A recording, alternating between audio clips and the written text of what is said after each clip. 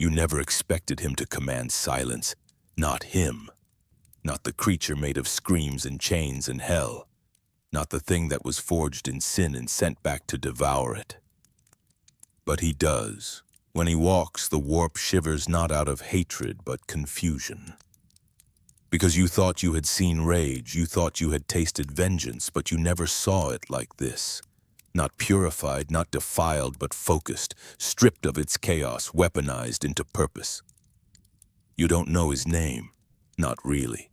You've called him many things across dimensions. Spawn, hellborn, symbiote, aberration, demon to some, angel to none. But here, in the dying galaxy, among 1,000 cries for deliverance, he wears armor marked by titans.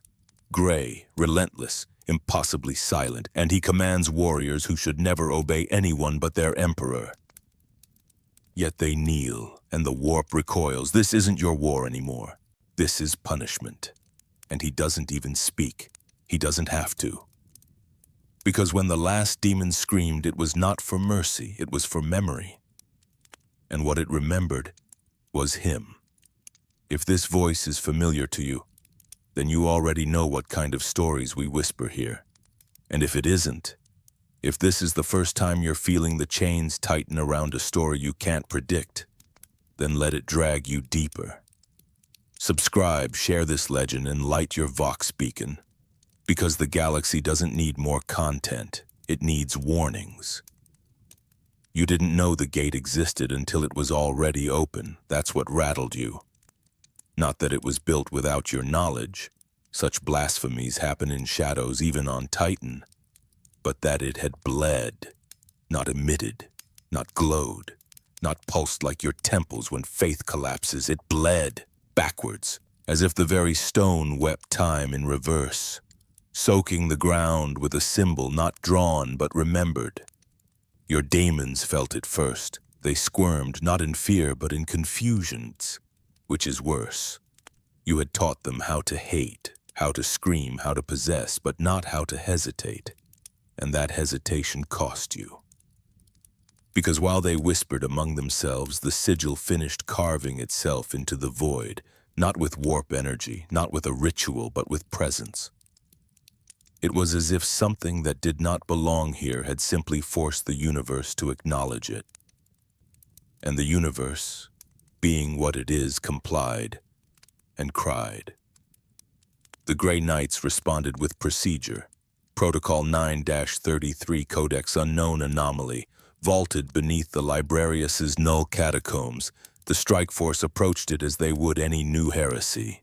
Cautious, blade sharp, silent, their armor chased with the litanies of psychic nullification, reflected the bloodlight that poured from the gate in pulses. Each pulse felt like it tore the heartbeat from the room and put it back slightly crooked, like a metronome built by liars. And still, they stepped forward. You watched, clinging to the rifts in the warp like a rat behind the walls. You tried to read the signature of the sigil. It wasn't demonic. It wasn't Xenos. It wasn't even unknown. It was wrong. Not in the way your champions twist the flesh or your plague bearers rot the soul. No, this was a fundamental rejection of causality. A mark written by a hand that had never bowed to physics, sorcery, or prayer. The lead librarian spoke the words. Containment confirmed, sigil active, awaiting breach, but you felt the truth. The breach had already happened. It wasn't a vault, it was a door. And the thing on the other side didn't wait to be summoned. It was arriving. The gate rippled. No vortex, no screaming skulls or demon tongues unfurling from ether. Just chains, long, rusted, and silent, not bound to anything visible. They slithered forward as if remembering what it meant to crawl. The knights formed a circle, igniting their halberds, psychic defenses layered like ancient hymns. But the chains didn't attack. They searched. And when one brushed the librarian's boot, it didn't infect, it didn't burn, it stopped, as if it knew him. That's when the blood began to pour, not from the gate, not from wounds, from the walls. Stone bled, adamantium cracked, not from stress but from response, as if the entire chamber had seen something impossible and began to weep in recognition. Data slates failed, servo skulls exploded mid-flight. Voxcasters screamed and then went quiet. Their frequencies bent into flat lines. And through it all, the sigil didn't fade. It evolved. It shifted from a circle into something deeper. Not geometric, not arcane, but mimetic. The librarian tried to log its changes, but every sketch he made altered into something different moments later. Not by interference, but intent. The symbol refused to be recorded because it didn't want to be remembered that way. It wanted to be known. And then he came through. No flash, no teleport signatures, no warp storm tantrum. Just presence. The chains retracted first, coiling backwards like serpents returning to a master they both feared and adored. The breach widened, then collapsed behind a single figure who stepped out as if the world had been waiting for him to arrive. No power armor, no psychic shimmer, no sigil of the Aquila. Only a body draped in black, muscles twitching like leashed memory, and a face carved in stillness. The Grey Knights didn't speak. They didn't have to. The librarian's mind cracked slightly around the edges, not from fear but recognition. He saw something beneath the skin of the intruder, something that wasn't warp-touched but had touched the warp and refused to let it leave unchanged. It was not demonic. It was not possessed. It was compatible, and that was worse. You screamed. You howled into the immaterium. You called it a lie, a fabrication, a joke of reality, but reality did not answer. Only silence did. He looked around the chamber as if searching for something already lost. His eyes passed over the sigil, and for a moment it flickered, not with power but with relief, as if the symbol had finished its task. It no longer needed to call, because its command had arrived. He spoke no words, but the chains on his back whispered across the stone like the memory of thunder. The Grey Knights stood still, blades still humming, but no longer raised. The air around them did not fight. It did not flee. It waited. So did you, because you recognized something too, not from this galaxy, not even from your pantheon. You recognized purpose, and in that purpose, you felt the first sting of something you hadn't tasted since the birth of mankind's first lie. You felt loss. You thought sending one would be enough. Not a lord, not a prince, just a scout, a lesser creature stitched from wrath and appetite, crowned in skulls and rage, pure corn. That was the measure. If this thing, this interloper, was truly a threat, he'd fall beneath the weight of unfiltered violence. The Grey Knights wouldn't interfere. They were watching, testing, curious. Just as you were, so you sent it. It didn't walk. It arrived. Pulled forward by blood rights and old hunger, the demon breached into the materium through a tear lined with teeth. It grinned. Always they grin. Because to Daemons the galaxy is meat, and they are the teeth. It raised its cleaver, a blade forged from screams and temple fire, and stepped forward, seeking the chains it had smelled across the stars. It wanted to make them sing. But the chains didn't move. He did. The first strike should have ended it. That's what you built demons to believe, that raw fury, when pure enough, could collapse reality. That violence was truth. That truth was final. But this truth bled backward. He didn't block. He didn't dodge. He moved through the blow, not like a warrior, like a memory. The cleaver passed through smoke and struck stone, but the stone screamed. He did not. The demon turned too slow. The chains coiled like serpents that had never known the sun. They lashed forward, not with heat, not with hatred, but with grip. When they struck, the demon did not bleed. It forgot. Limbs that had been summoned from sacrifice unmade themselves. Horns that once grew from ritual snapped and shattered into nothing. Each link of the chain erased something. Bone. Name. Roar. This was not death. This was removal. You screamed through the warp, demanding explanation. You flooded the chamber with echoes of demons who had fought entire legions, but they were silent, not mute, absent. Their memory had been stripped. Their essence no longer sung in the choir of the damned. That is how you knew something deeper had been struck. The demon tried to reform. It summoned glyphs in the air, called to Khorne in a language that tasted like brass and marrow. But no answer came. Because what it faced was not resistance, it was immunity. He stepped forward. The chains coiled behind him now, slack, as if full. The demon raised its claws, voice cracking into mortal pitch. It begged, not for life, for recognition. It wanted to be remembered as a warrior, as a weapon, as worthy. But he said nothing, and the chains unmade the rest. When it was over, there was no blood, no ritual echo, no trace of what had been summoned, only a patch of air that shimmered as if ashamed of what it had held. The gray knights who watched didn't speak. One of them made the sign of the Aquila, though his fingers trembled, not from fear, from confusion. Because they knew the warp. They had fought its 1,000 faces, its infinite masks, but they had never seen it rejected so cleanly. You sent another, and another. You tore open holes in reality, forced demons through sigils not yet cooled from the last summoning.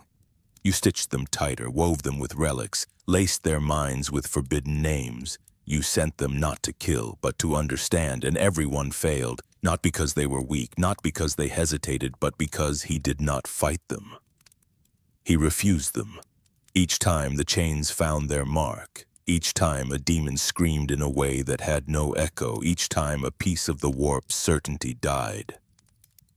Not just in that chamber, but everywhere, in shrines, in altars, in sorcerers' dreams, the name began to spread, not spoken but felt, a pulse of absence, a void in the tapestry. He was not killing them, he was correcting them, and that was the first time you felt it, the fear of forgetting. Because if enough of your demons fall without scream, without echo, without mark, then who is left to remember? You are not gods because you live, you are gods because you are known. And this thing, this creature in black, with chains that hummed and eyes that never blinked, he was erasing you. Not all at once, but one scream at a time. You thought silence was your weapon.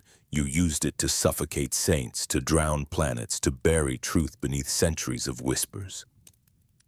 But the silence that followed his arrival was not yours. It was clean. Not the quiet of despair, but the hush of something vast, patient and final. The gray knights stood among the remains of what your demons once were, armor dimmed by shadow and awe. They waited for him to speak because that is what soldiers do when confronted with the inexplicable. They seek command. Yet he said nothing. Only his chains moved, coiling gently at his back as though they breathed. The librarian approached him. The air between them shimmered as if refusing to decide whether to exist. He tried to probe the stranger's mind, a measured, careful intrusion born from psychic discipline honed across lifetimes of sanctioned war. It lasted a heartbeat. Then his wards shattered. His voice broke with a single cry before the blast of backlash threw him to the stone. He wasn't burned, wasn't marked. But when the other knights reached him, he was weeping, not from pain, from recognition. He whispered one word, hell, and then he fell silent. You reached for him in that moment, clawing through the cracks between neurons and faith, trying to see what he saw. You touched only fire, not warp fire, not soul fire. This was different. This burned inward, not outward. It consumed definition, stripped the concept of corruption until even you could not remember what it meant.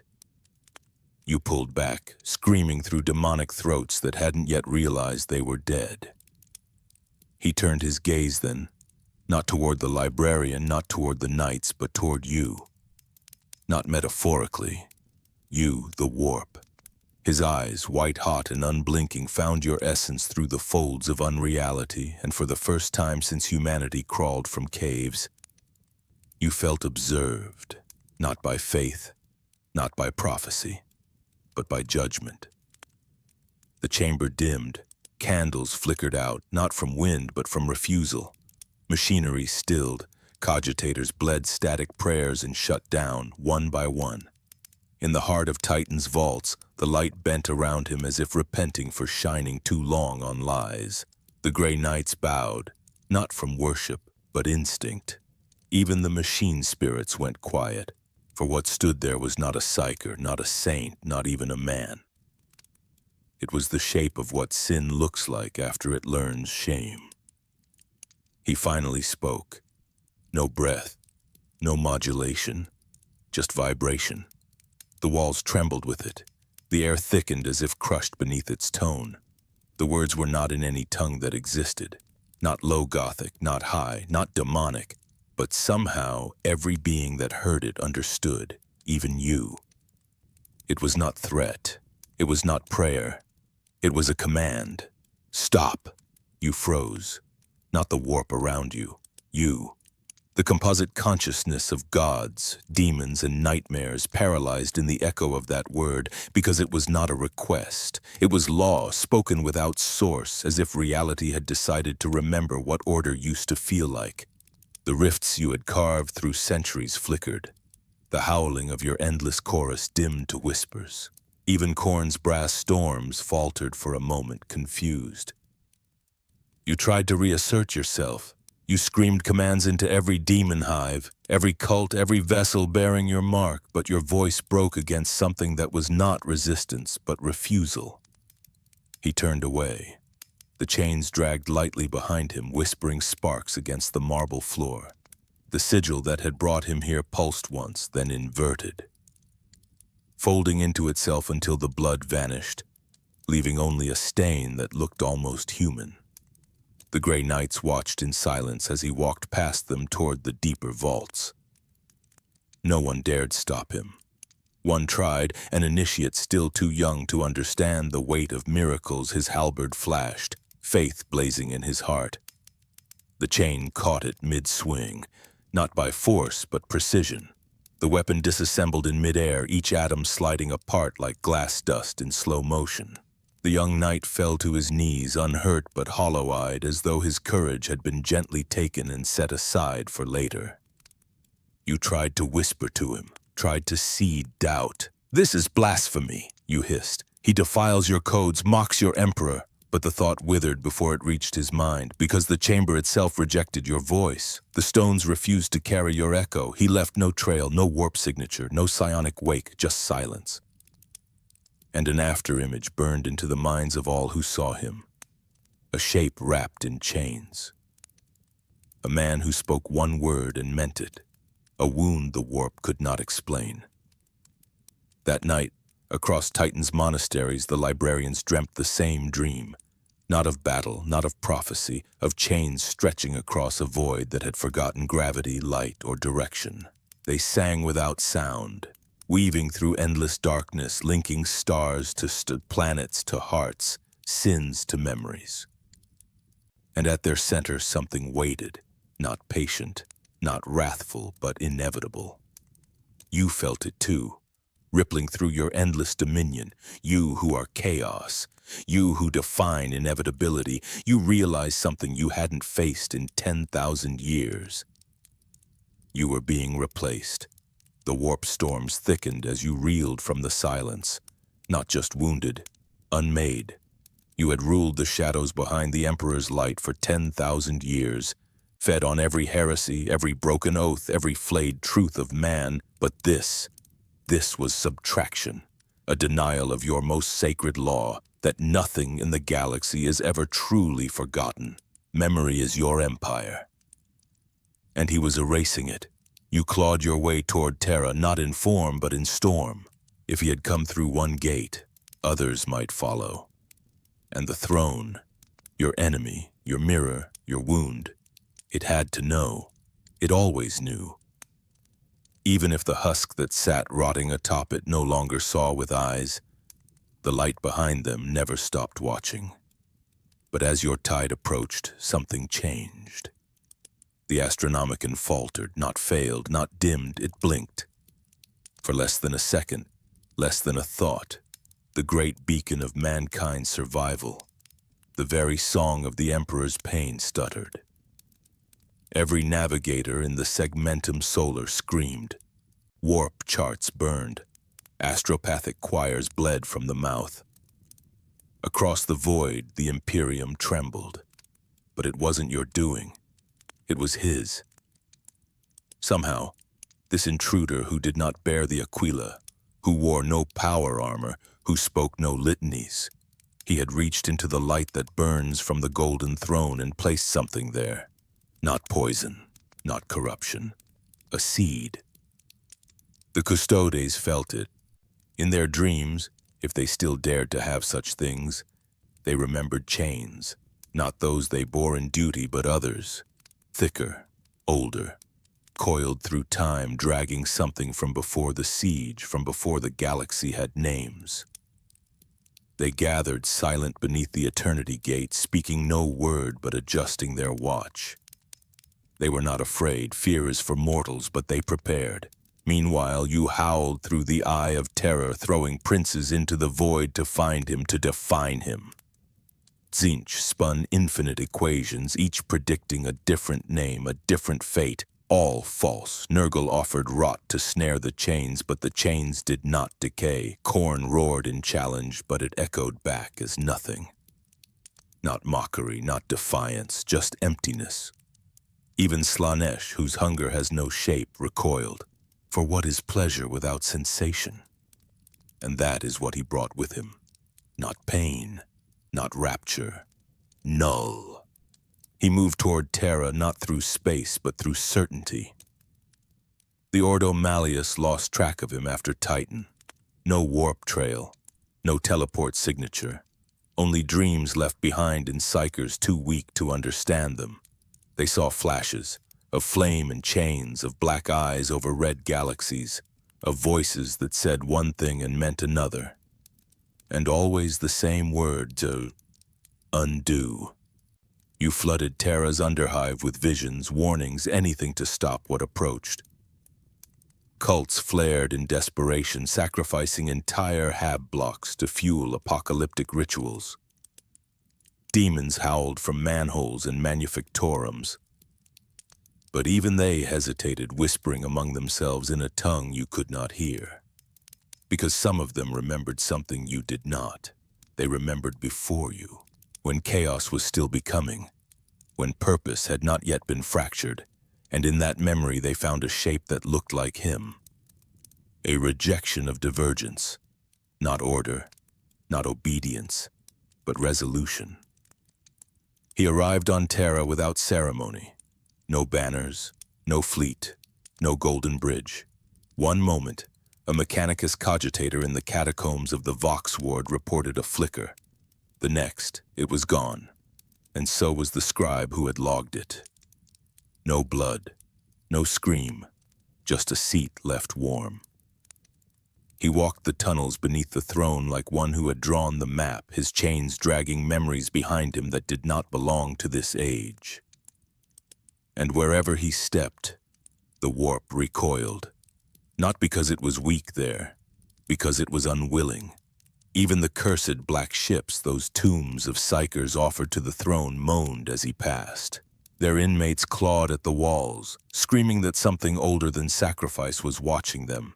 You reached for the throne then, not to corrupt, but to plead. You showed it what he had done. The erased demons, the silenced librarians, the dimmed Astronomicon. You hissed promises of aid, of obedience, anything to keep him out, for you feared what you could not shape, and this one was shapeless. The Emperor did not answer, but something in the throne did. Chains, wrapped around the base, invisible to all but you. Coiled through time like roots under a grave. You never saw them before. Not during the siege, not during the heresy, not even when Magnus broke the veil. But they were always there, humming beneath the stone, etched into the blood-slick floor where a god has bled for 10 millennia. Now they moved, they tightened, The Grey Knights felt it. So did the Inquisition. But none spoke, because to speak of chains around the Golden Throne is to speak of a prison, and to name the prisoner. But they understood. Something was coming that even the Emperor might not outrun. You screamed again across the void, not as a god, but as a child, because the galaxy no longer listened. It remembered something older than fear, and it had given that memory a name. He came to the gates of eternity not as a storm, but as silence. The custodes arrayed before him bore no fear, but their stances shifted, slightly, almost imperceptibly, like statues remembering they were once men. They watched as he approached, chains trailing like echoes over stone sanctified by blood and watchfulness. These were the 10,000, the Golden Oath. The Emperor's shadow made flesh. No army had breached these gates. No demon dared. Even Gilliman had passed with petition. But he did not kneel. He did not halt. He stepped forward and the ground did not quake. It yielded. You tried to stop him. You poured essence into the throne's perimeter, whispering lies into vox circuits, into data slates left unchecked, into the minds of the weak among the custodes. But there were none. These warriors had seen the fall of Prospero, had fought through demon worlds and the betrayal of Gene brothers. Their faith was not in words, it was in presence, and his presence did not feel like heresy. It felt like return. The first custodian raised his guardian spear. It shimmered with ancient authority, older than most stars. But as he met the stranger's gaze, something failed. Not the weapon, the reason. He had trained to slay the unclean, the corrupted, the unworthy. But the figure before him bore no trace of such sin. No taint, no warped signature, just inevitability. The kind found in collapsing suns, in prophecies not spoken aloud, but buried in the bloodlines of stars. He did not lower his weapon. He simply stepped aside. One by one the others followed. None surrendered. None shamed. They chose because what stood before them was not a man to be stopped, but a message to be delivered. You felt the gates open, not with ceremony, but with truth. No servo clicked. No alarm blared. The doors moved because they were always going to, because someone had written this moment into the bones of Terra before the first hive sprawl had risen from its ash. He entered the Sanctum Imperialis, where time slows, where thought becomes echo, where the Emperor waits, not in body, not in voice, but in burn. The throne radiated light, not golden, not holy, just endless, a white, so deep it ached to be remembered.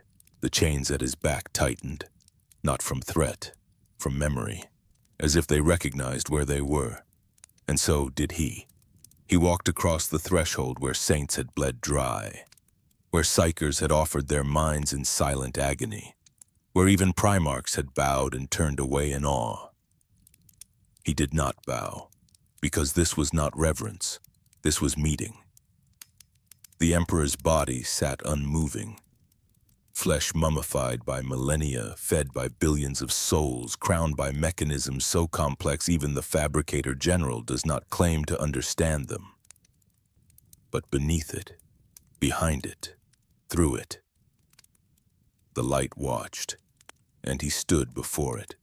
The chains rose, surrounding him in a slow spiral. Not to strike, to shield, not from enemies, but from recognition.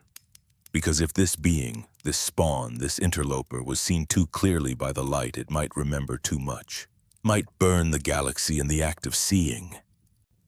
He raised his hand, slowly, and placed it not on the Emperor's rotted form, not on the throne, but on the air between, and the entire webway groaned.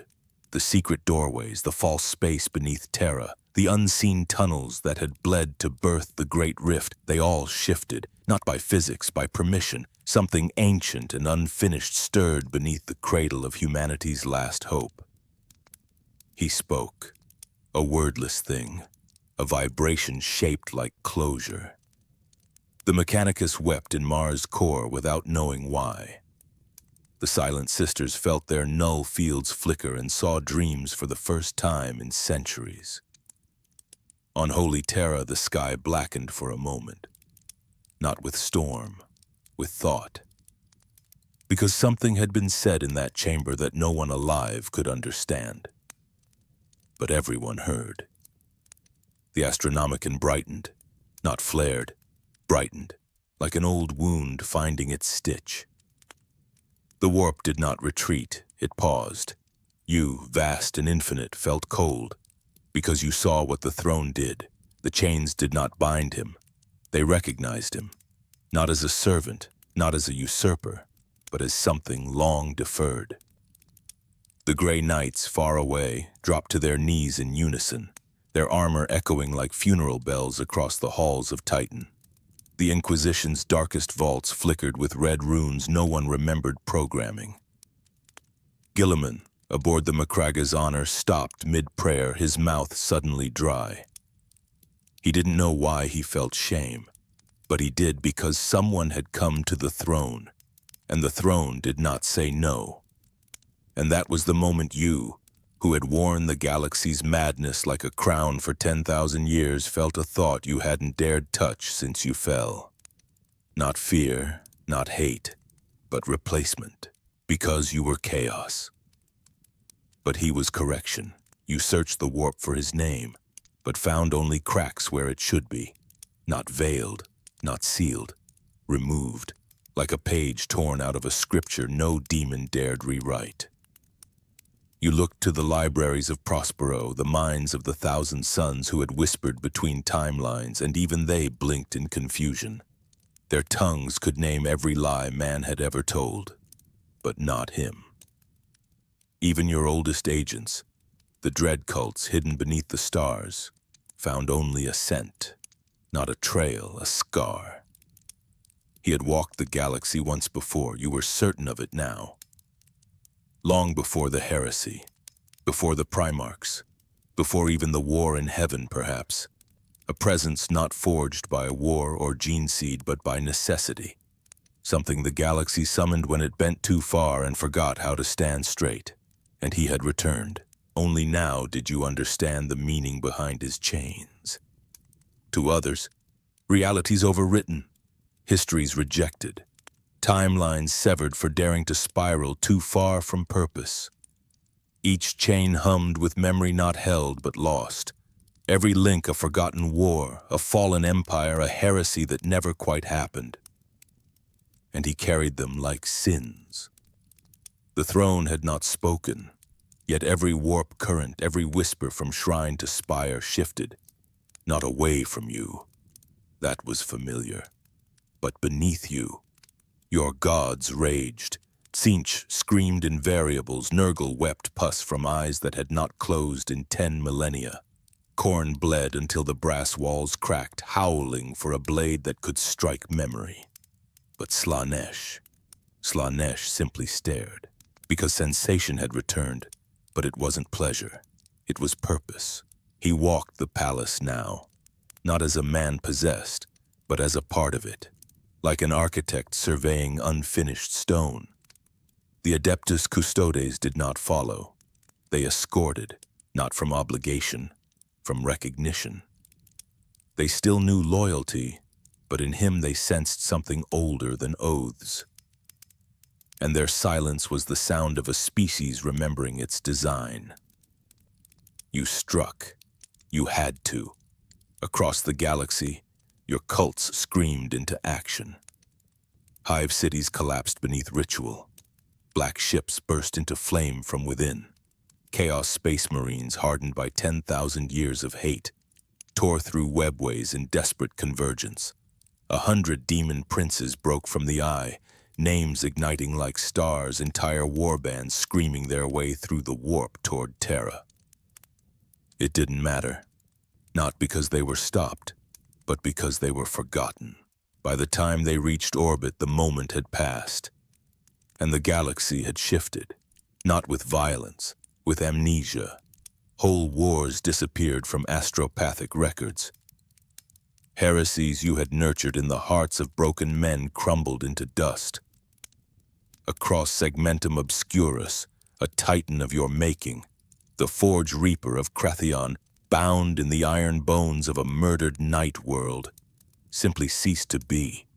One moment it screamed your name across the stars, the next it had never existed. You felt it happen, a memory rewritten from the inside. He was not killing, he was editing, and that terrified you more than annihilation because you had been destroyed before. Cadian gate shatterings, soul-flaying psychic storms, even the Emperor's flame. You always returned because death is a door, but erasure, that is a wall.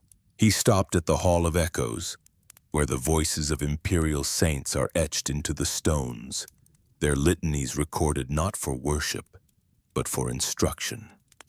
Pilgrims crawl there to hear the past cry out. He walked its length in silence, and the words stopped. Every voice, every recording, every echo, not silenced by violence, not consumed, simply let go, as if the galaxy no longer needed to be told because the reminder had returned. And somewhere in that hollowed hall, a single phrase reappeared on a wall where none had been etched. He was always here. No one carved it, but all understood it. You screamed into the dreams of mortals, trying to plant questions. Who is he? What is he? What does he want? But even these fears began to falter, because no one knew. But everyone felt something old, something just, not vengeance, not deliverance, correction. The Eldar Farseers saw it too. Not in prophecy. Prophecy bent around it. One wept until her soul stone cracked. She saw futures twisted like broken bones, forced to snap straight beneath a single presence. Not by domination, by design. And you who once mocked design, finally understood what you faced. Not a being, not even a force, but intent. The kind the galaxy had forgotten. The kind you spent 10,000 years trying to erase. And yet here he was, returning not to change the world, but to remind it what it had promised to become. There is no word for what you felt now. You, the endless choir, the shrieking mass of want and scream and twist. You, who have worn every mask of madness, had no name for this silence inside your storm. But it was real, palpable. Like breath held before judgment, you tried to name it fear, but fear obeys power. This did not. You tried to call it awe, but awe desires. This demanded nothing. It simply was. And he continued. No throne awaited him now, no audience. He had reached the heart of the Imperium, peeled open the layers of rot and ritual, and found no resistance. Not because no one tried, but because every force sent to stop him never arrived. They vanished between orders, between thoughts, between blinks. A sister of silence raised her blade and never existed. A reclusiarch prepared a sermon and forgot his own tongue. The warp shrank from him. The materium obeyed, not through force, through recognition. This was the galaxy remembering an obligation. The chains dragged behind him, not heavier but fuller, as if each step gathered weight not from burden but from completion. History stitching itself closed behind him. Threads once frayed now tightened.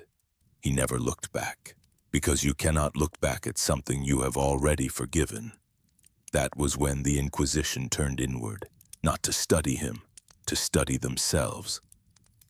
Records were torn open, forgotten logs restored. In sealed vaults beneath Ordo archives, someone whispered a name. And then they could not speak again. Their tongues dried to ash, not burned, not punished, just removed. The name spoken once did not allow itself to be said twice because names define, and he had no need for one. You searched the oldest corners of your abyss, the quiet places, the tombs of forgotten gods, and there, beneath the bones of a demon long devoured, you found a whisper. He came before the walls. You didn't understand it, so you clawed further, past the dark, past the first words ever screamed into real space until you reached the first bargain, the moment chaos was named. And you saw it there too, hidden, not in the deal, in the silence before it, a presence watching, not interfering, just waiting, not for power, for failure. Because only when the galaxy forgot what it had meant to become, only then could he arrive. You threw everything then. You summoned the unsummonable, called back gods who had refused shape for eons. Reality buckled under the weight of your defiance. 10,000 demons surged into being, not through cult or altar, but through wrath alone. Worlds cracked, moons bled, and still he walked. Through Terra's bones, through prayers left unanswered, through screams of ghosts who remembered the birth of the Imperium and wept at its rot. He passed the hall of heroes and statues fell, not shattered but emptied, their purpose complete. When Guilliman arrived, his fleet tore the void asunder, bearing relics and wrath. The Primarch stepped onto Holy Terra, heart a furnace of strategy and grief. He demanded answers. Demanded the Emperor speak. The Mechanicus turned their auguries to the stranger's trace. The Custodes offered no words. The Grey Knights would not meet his gaze. And Guilliman, son of the Emperor, protector of man, did what no one else had dared. He called him out. "You do not belong here," he said, sword drawn, voice steel. "You wear no mark. You bear no authority." The stranger stopped. And for the first time he spoke a name, not his, yours, not the lies you wear, your true name, the one you've hidden behind titles and terror, the name you buried in the warp, because to speak it is to speak the mistake that gave birth to all others. A name older than ruin, older than madness, he said it, and Guilliman fell to his knees, not from shame, not from defeat, but because he remembered it too. And in that moment your facade cracked. Not everywhere, just enough. Enough for humans to see the edges, enough for saints long dead to awaken, not in body but in memory. Enough for warp-sick ships drifting in madness to right their course. Enough for forgotten prayers once whispered by dying lips to echo again in new throats. He turned from Guilliman then. Not in victory but in completion. Because a name had been spoken. And once named, a thing can be unmade. You howled across galaxies, suns wept fire, warp tides surged and fell like lungs collapsing. But it didn't matter. You had screamed for 10,000 years and no one was listening anymore. They were remembering, and in remembrance they no longer needed you. Before you were the warp, you were something else. That truth terrifies you more than all his chains. More than the name he spoke, more than the silence he carries like a flame through your realm. You have spent millennia convincing yourself that you were always this way, raw, writhing, infinite. But that is the lie you had to become. And he is the whisper that calls the lie a wound, the shadow behind your scream, the thing you forgot on purpose. Because before you were chaos, you were choice. And he remembers. He walks the cathedrals now, silent as smoke. Pilgrims fall to their knees, not from fear, but from recognition. The sisters of battle cry out in tongues they do not speak, their hymns transmuted into liturgy that predates the ecclesiarchy. Saint Celestine, blade in hand, descended from the heavens to meet him.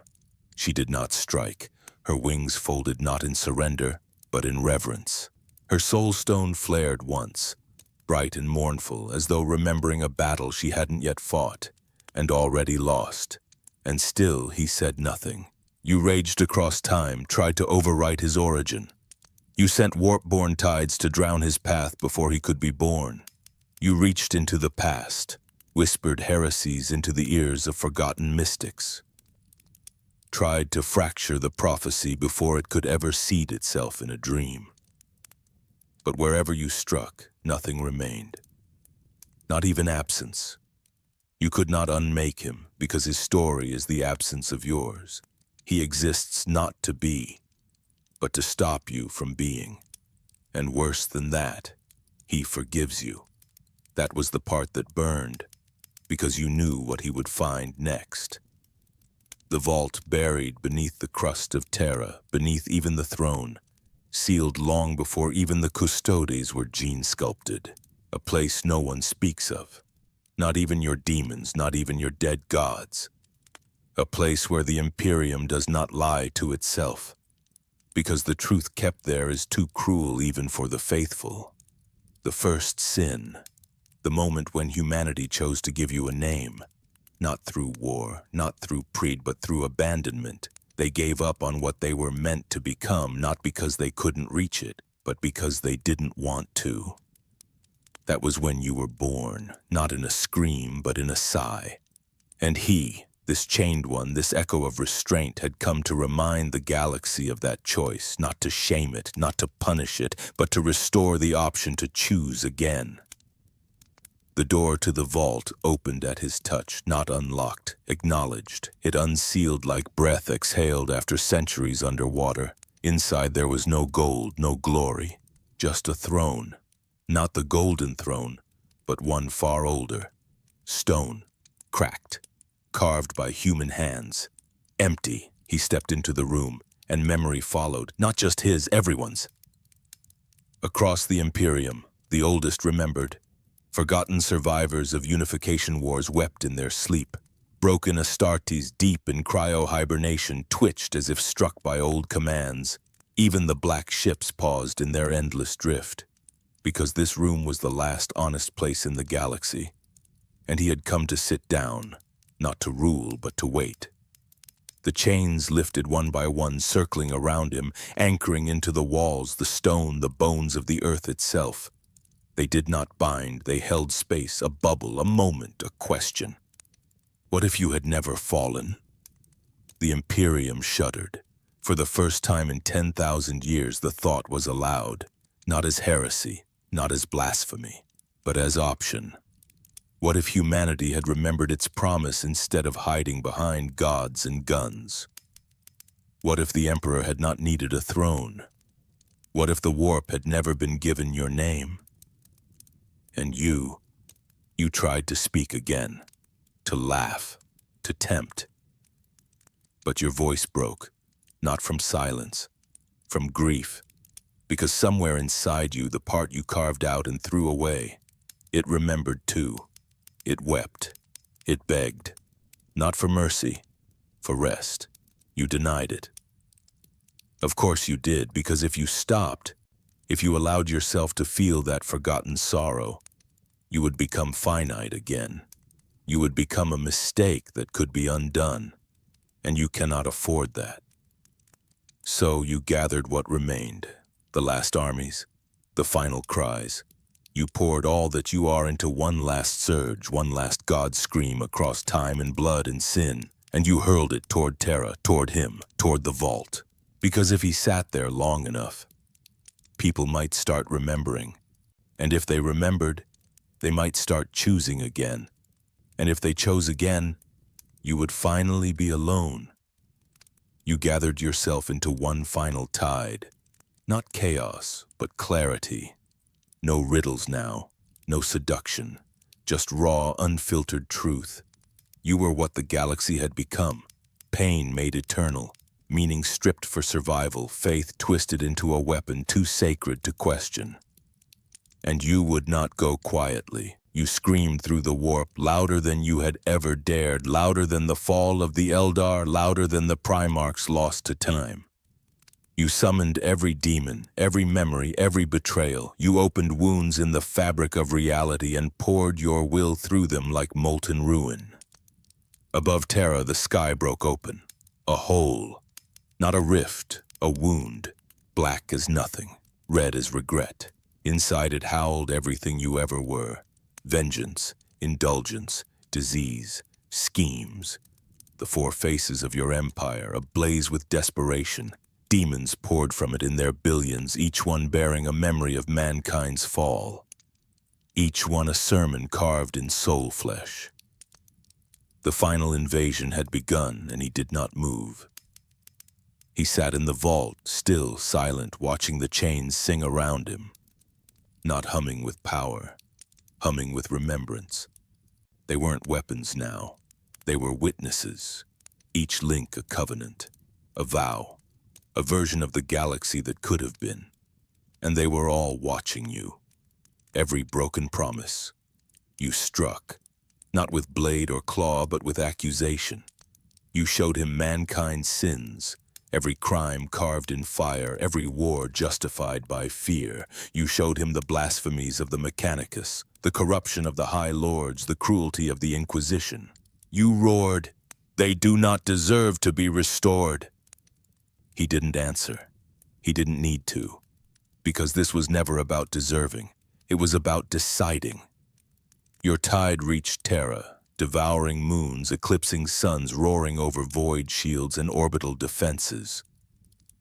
The phalanx fired, Luna shrieked, the skies burned with macro fire and litanies of obliteration. It didn't matter.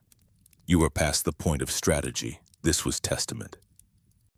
And the people of Terra, they saw it. Not through sensors or augurs, they felt it. The final shape of their sin, all of it at once. The total cost of forgetting who they were meant to be.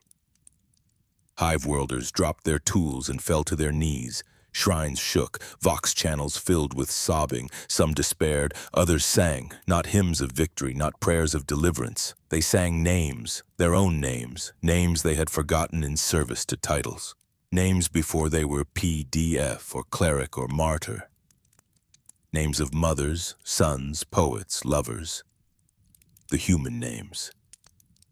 And that was when your tide broke. Not because of him, because of them. You had come expecting resistance. Instead, you found remembrance. Not swords, souls. Millions of humans standing in the shadow of your storm, not fighting, witnessing. And for the first time in 10,000 years, the warp had no mirror in them. No fear, no fuel, only memory. You raged, clawing at the edges of time itself, trying to rewrite this moment. But the chains held. They didn't stop your tide. They showed it, reflected it, made it undeniable. Every demon who looked upon him saw what they once were, saw what they gave up when they chose you, and some of them wept, not in pain, in recognition. The warp screamed, spasmed, broke into fragments. One by one, the great hosts faltered. The brass legion of Khorne shattered into ash as their rage turned to shame. Tzeentch's infinite designs collapsed in on themselves as paradox became purpose. Nurgle's blessings withered under the gaze of sorrow unburdened. Slaanesh, always the last to let go, tried to seduce the moment with beauty, but beauty had already returned. Not in pleasure, in truth. He stood then, only once, not to fight, to witness you. You, screaming with every aspect of yourself, surrounded by everything you had ever made, and still, he forgave you. That was your final wound, because it meant you could have chosen differently. You recoiled, not from him, from yourself, because you realized the war you had waged wasn't just against him, or the Emperor, or mankind. It was against the possibility that something better could have existed, and now everyone saw it. The chains pulsed, the wound in the sky closed, not with violence, with decision. The people of the Imperium did not cheer. They did not rise in rebellion. They simply understood. In the way a soul understands a sunrise, deep, wordless, irrevocable. They remembered, and the galaxy shifted because your greatest power was never destruction. It was forgetting, and now that power was gone. You had lost, not in battle, but in witness. There was no sound in the vault now, no movement, no war, only the hum of the chains, their weight no longer burdens but balance. Each one holding the memory of what could have been and anchoring it to what now was. He sat once more, not in triumph, not in sorrow, but in completion, and outside the galaxy breathed for the first time in 10,000 years. Not in peace, in possibility. You were still there, watching, hating, hurting. You, the sum of all that was abandoned. And for a moment the idea flickered that he might destroy you now. That this would be your punishment, a divine purge, a cleansing of the stain you had become. You even welcomed it, because at least destruction was final, at least annihilation left no echo. But he did not destroy you. He left you to exist, because the truth was more agonizing. He had proven you weren't inevitable. He had made you optional, and so you remained, not as tyrant, not as truth, but as choice. No longer the only path, only the easiest one. No longer the screaming default of a broken species, but a whisper at the edge of every soul. And that whisper would be answered now, every time, with remembrance. Above the vault, the Adeptus Custodes stood vigilant. But even they knew something deeper had shifted. They had felt it in the marrow of their gene-forged bones. The fortress they guarded was no longer a tomb for the Emperor's fire.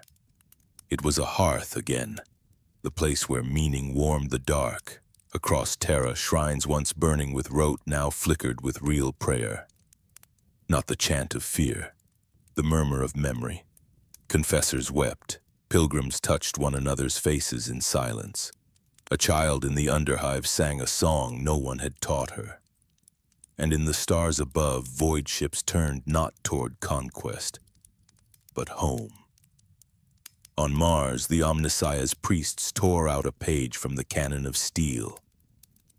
It was blank, and it was the most sacred thing they had ever seen, for it meant something new could be written. They did not understand it, but they felt it. The machine spirit had not changed, they had. And on Titan, the Grey Knights, warriors born to silence demons, found themselves crying without reason. Not from sorrow, from release, as if a weight they had carried in the corners of their souls had finally been acknowledged. They knelt not before a god, but before the idea of healing. Robert Guilliman stood at the edge of the vault. He did not enter. He could not. That place was not for war, not anymore. He turned and walked the long path back toward the throne. His heart heavy not with doubt, but with humility. He had fought for the Imperium with every fur of his gene-wrought purpose. And now, for the first time, he understood what it had been meant to become. He would rebuild it, not as empire, as promise, and what of the Emperor? He did not rise. He did not speak, but the Astronomicon pulsed, steady and warm, like the breath of someone finally able to sleep. The warp no longer howled against it. The beacon did not just show the way, it welcomed it home. You retreated, not in flight, in thought. What were you now, if not the only truth? If man could remember without you, suffer without becoming you, break without choosing you, what did that leave you? Perhaps just a question. And maybe one day someone would answer it again. But not today. Today belonged to him. And though no name was carved, no statue raised, no title sung, his memory would spread, not as miracle, not as myth, but as reminder that once when the galaxy knelt beneath its own weight, someone stood up, alone, chained not by sin, but by the refusal to forget. And he sat in the place where all began, not to rule, not to burn, not to be worshipped, but simply to remember with us, so that we might remember ourselves. The chains hummed once more.